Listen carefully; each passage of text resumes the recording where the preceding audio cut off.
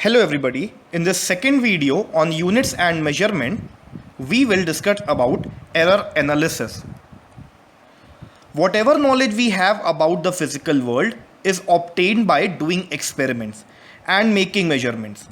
And in all measurements we have uncertainties. It is rarely possible to measure everything accurately or precisely. These inaccuracies are called errors.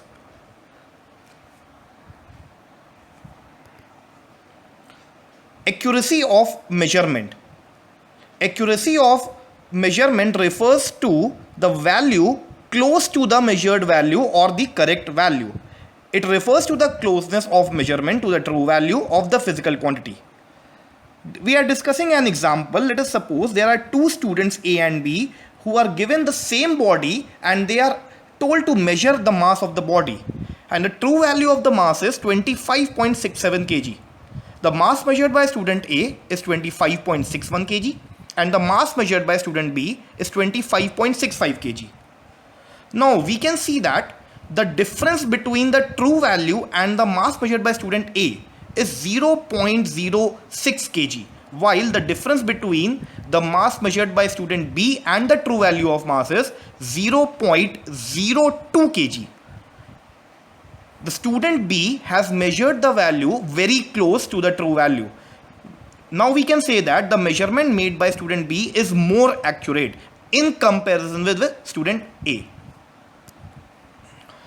Next topic is precision of measurement.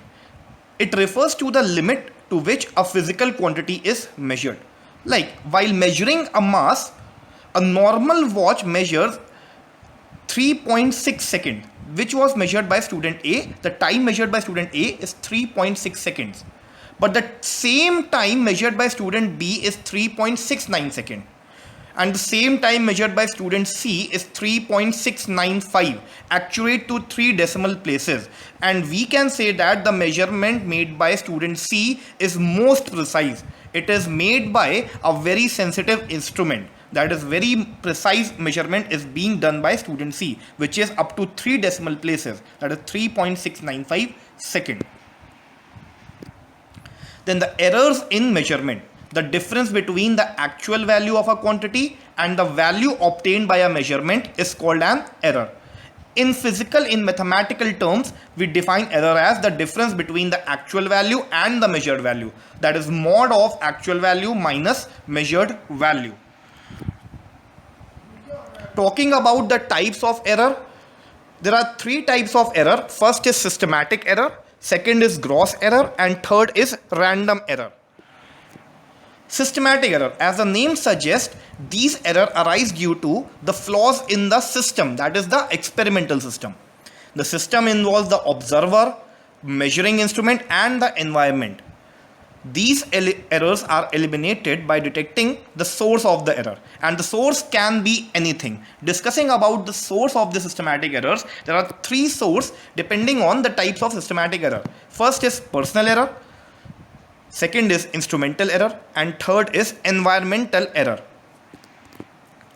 Personal error. These errors arise due to the faulty procedure adopted by the person making measurements. Like, if a person is measuring through a scale and if he do not measure it parallelly with the scale, there would be error. You can see in the figure that the person measuring 4.8 centimeter is measuring correctly, but 4.7 and 4.9 diagonally, which is he measuring, it is incorrect. Second is instrumental error. These errors are arising due to the faulty construction of the instrument.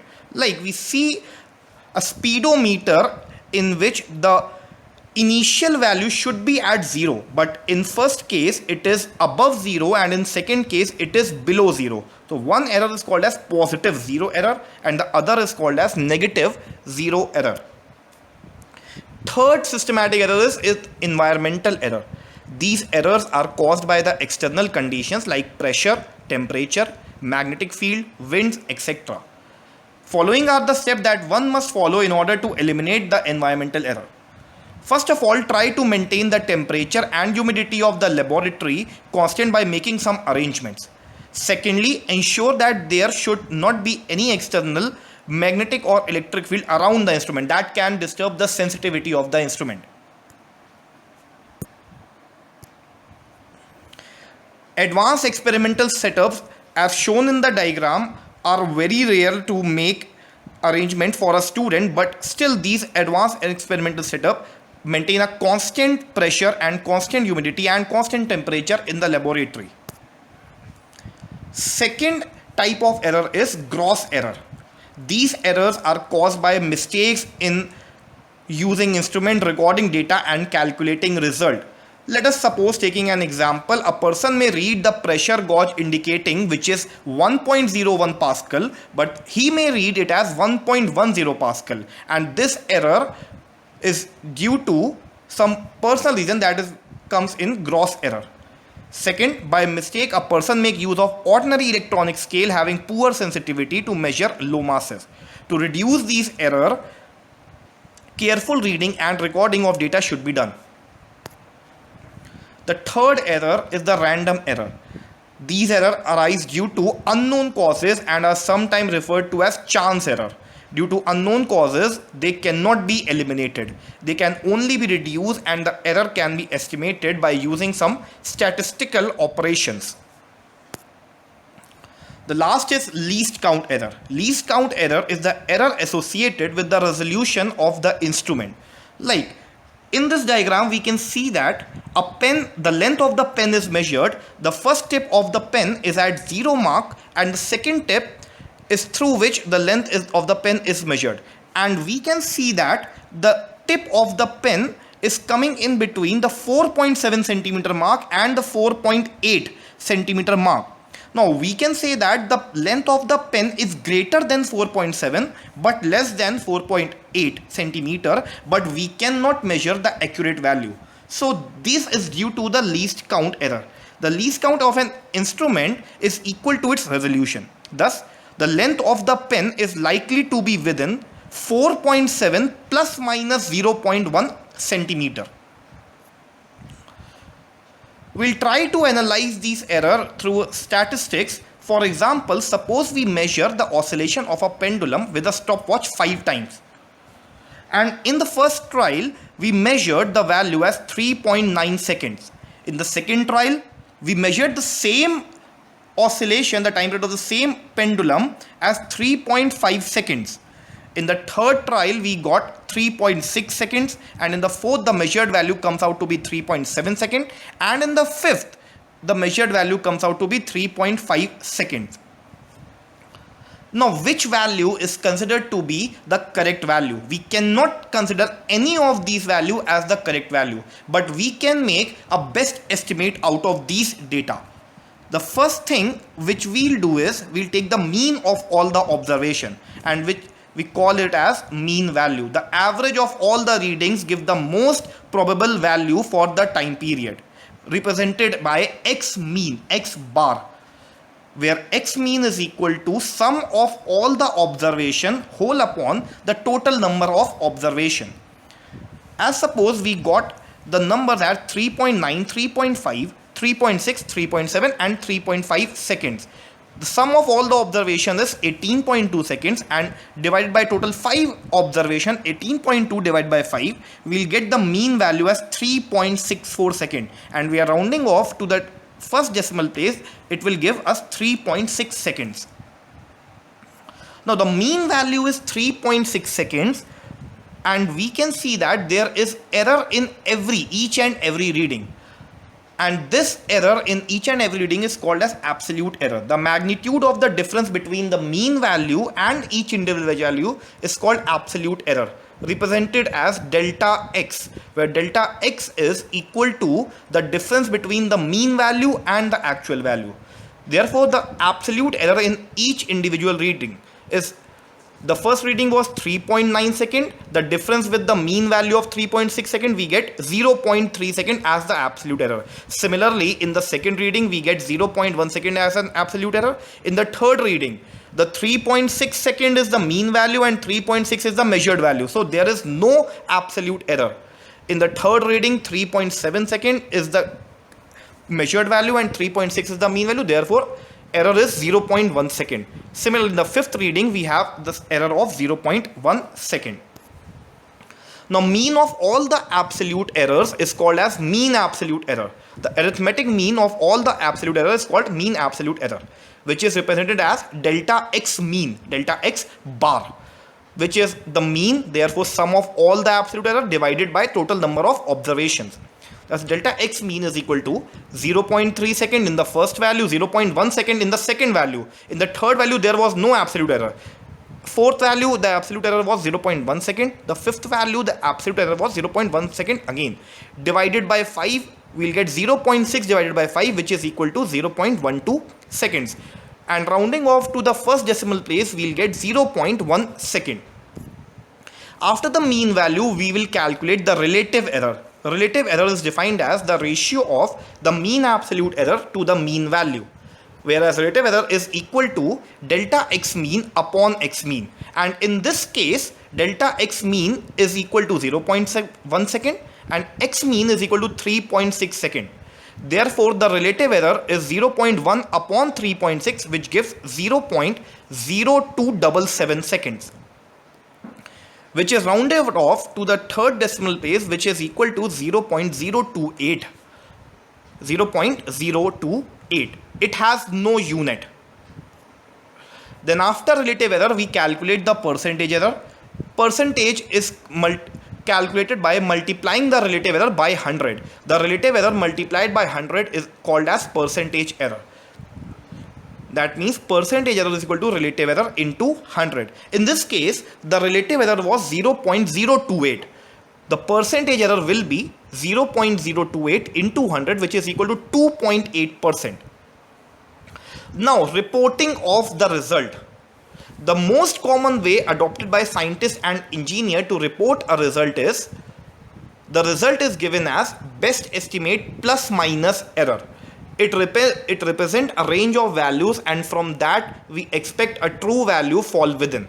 Like in this case, we will represent the result as the period of oscillation is 3.6 second plus minus 0.1 second. Means the correct value of oscillation should lie between 3.6 minus 0.1 second to 3.6 plus 0.1 second, that is 3.5 to 3.7 seconds. So we'll write it as 3.6 second plus minus 0.1 second, or the period of oscillation is likely to be within 3.6 second plus minus 2.8%.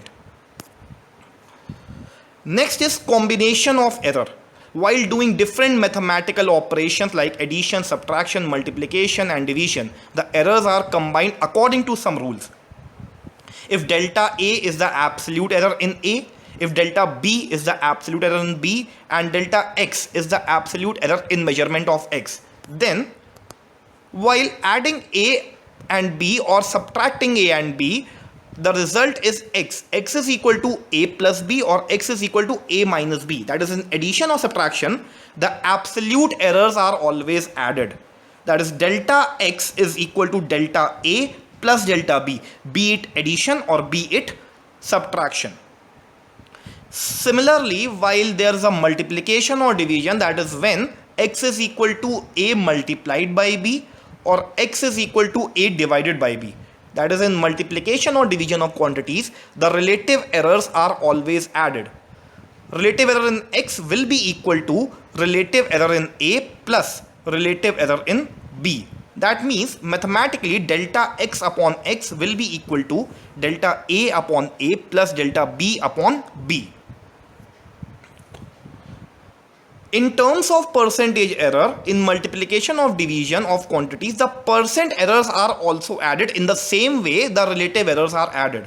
That is, the percent error in X is equal to percent error in A plus percent error in B. That means delta X by X into 100, which is the percent error in X, is equal to delta A by A into 100 plus delta B by B into 100. Next comes the exponential form when X is equal to A raised to the power n. In exponents of a physical quantity, relative error in X is equal to n times the relative error in A. That means delta X upon X is equal to n times delta A upon A. And there's a general rule also for exponents. When x is equal to a raised to the power m, b raised to the power n, c raised to the power p. In exponents of physical quantity, relative error in x is equal to m times the relative error in a plus n times the relative error in b plus p times the relative error in c. That means delta x by x is equal to m into delta a by a plus n into delta b by b plus p into delta c by c. Similarly, in percentage errors, percentage error in x is equal to m times percent error in a plus n times the percent error in b plus p times the percent error in c. That means delta x by x into 100 is equal to m times delta a by a into 100 plus n times delta b by b into 100 plus p times delta c by c into 100. Okay, question number 1. In an experiment, the refractive index of glass was observed to be 1.45, 1.56, 1.54, 1.44, 1.54 and 1.53. There are 6 reading. Calculate mean value, mean absolute error, fractional error, percentage error. Express the result in terms of absolute error and percentage error. Now talking about the first part, which is mean value of refractive index. Now for the mean value, it is calculated by taking sum of all the observation divided by total number of observation. So mu mean is equal to refractive index mean, that is mu mean is equal to 1.45 plus 1.56 plus 1.54 plus 1.44 plus 1.54 again plus 1.53, total of 6 readings divided by 6. And the result will be 1.51. It is the mean refractive index from the given data. Talking about the second part, mean absolute error. For mean absolute error, we first have to calculate the absolute error in first case, which is equal to the difference between the mean value and the measured value. That will be the mod of 1.45 minus 1.51, which is the true value, and the difference will be equal to 0.06. Similarly, the difference in the second refractive measured value, refractive index measured value, will be equal to 1.56 minus 1.51, and which will be equal to 0.05. The error in the third value, delta mu 3, is equal to 1.54 minus 1.51, which will be equal to 0.03. Delta mu 4, 1.44 minus 1.51. Taking mod of the value, we'll get 0.07. Delta mu 5 is 1.54 minus 1.51, which will be equal to 0.03. And the error in the sixth value, that is delta mu 6, which is equal to 1.53 minus 1.51, and that is equal to 0.02. Taking mean of all the values, we'll get the mean absolute error.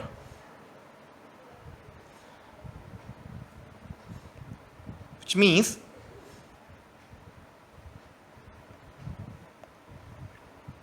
delta mu mean, which is the mean absolute error, is delta mu mean, which is the mean of all the absolute error. Means delta mu mean is equal to 0.06 plus 0.05 plus 0.03 plus 0.07 plus 0.03 plus 0.02 whole by 6, and on solving we'll get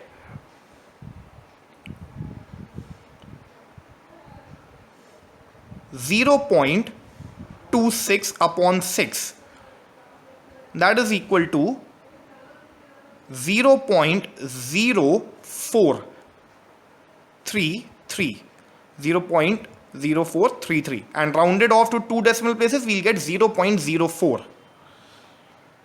Then the C part is relative error or fractional error. Fractional error is equal to the mean absolute error upon the mean value, that is delta mu mean upon mu mean, which is equal to 0.04 upon 1.51. We'll get 0.02649, and rounding it off, we'll get 0.03. The second decimal place, we'll get 0.03. Then we can see the fourth part is percentage error. D part is percentage error. Now for percentage error,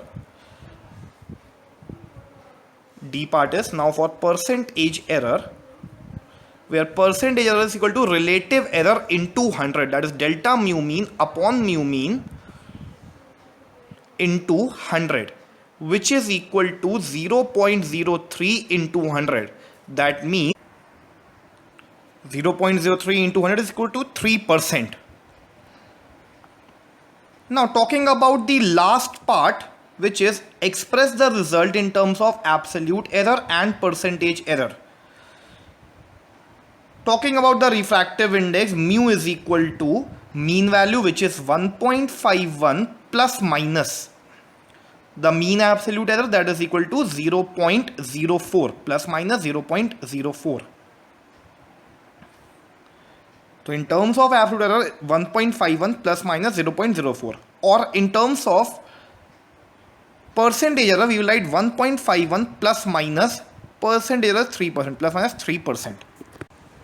Now in the second question, we have been given two lengths L1 and L2, and we are required to find L1 plus L2 and L1 minus L2 with proper error limits.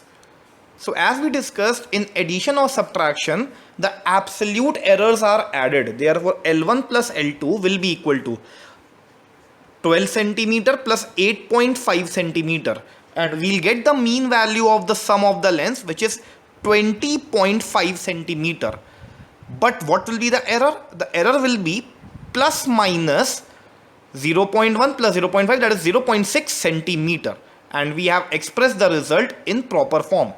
Now L1 minus L2 is equal to 12 minus 8.5, which will give 3.5 centimeter. But there will be an error in this difference also. In subtraction also, the mean absolute errors are always added. Therefore L1 minus L2 with error limit will be 3.5 plus minus 0.6 centimeter. Absolute error are always added. Okay, for the next question, the length and breadth of a rectangle are 5.7 plus minus 0.1 centimeter and 2.4 plus minus 0.2 centimeter. Calculate the area of rectangle with error limits. Now we know that area is equal to length into breadth. So we'll write area is equal to length into breadth. Now length is 5.7 and breadth is 2.4. But in multiplication we know that the relative errors are added. Therefore relative error in area is equal to relative error in length plus relative error in breadth. That means delta A by A is equal to delta L by L plus delta B by B. Length is equal to 5.7 plus minus 0.1 centimeter. Breadth is equal to 2.4 plus minus 0.2 centimeter. Now for the mean value of area, we'll get 5.7 into 2.4, which is equal to 13.68 centimeter square. Rounding off to the one decimal place, we'll get area is equal to 13.7 centimeter square. Now calculating the relative error in area, which means delta A, the absolute error delta A is equal to 13.7 into delta L by L, that is 0.1 upon 5.7 plus relative error in B, that is 0.2 upon 2.4.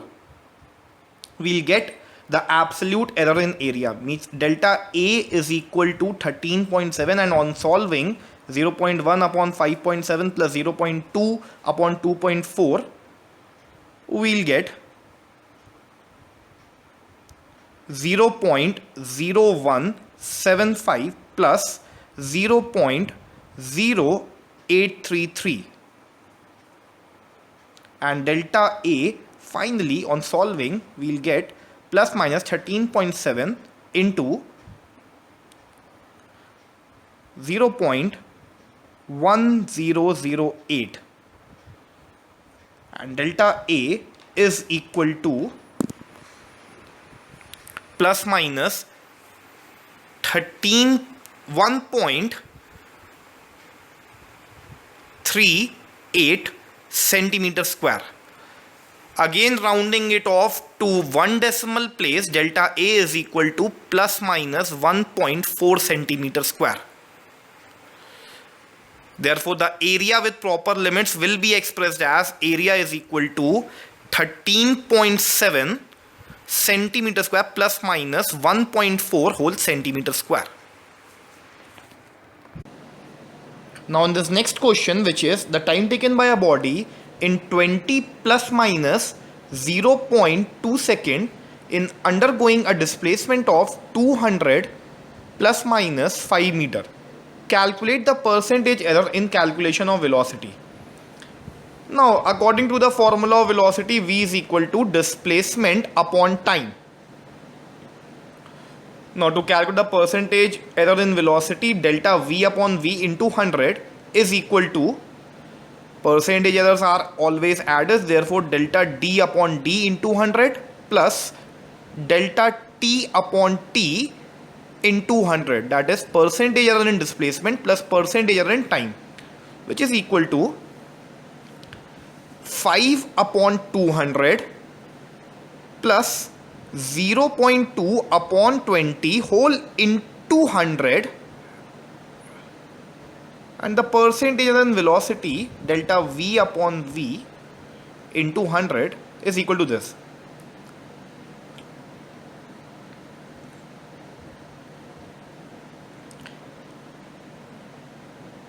So plus minus of 2.5 plus 1 and plus minus is equal to 3.5%. The final result, that is the percentage error in velocity, is 3.5%.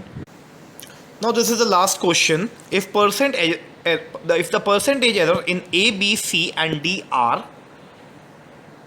1%, 2%, 3%, 4% respectively, what will be the percentage error in X, where X is equal to A whole to the power 1 by 3, B to the power 4 whole upon C D to the power 2 by 3.